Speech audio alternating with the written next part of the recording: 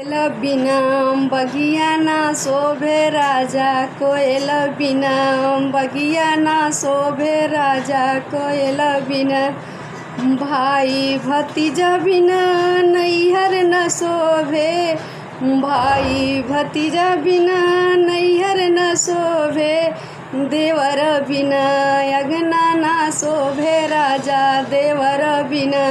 अगना ना शोभे राजा, देवर बिना कोयल बिना बगिया ना शोभे राजा, कोयल बिना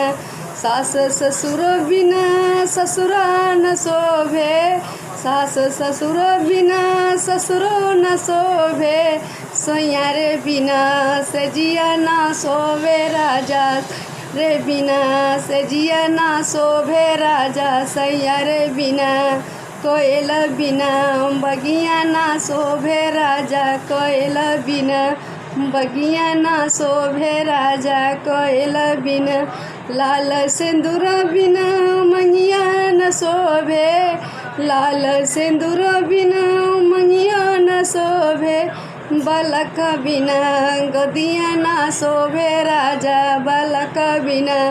गोदिया ना शोभे राजा, बालक बिना कोयल बिना बगिया ना शोभे राजा, कोयल बिना बगिया ना शोभे राजा, कोयल बिना।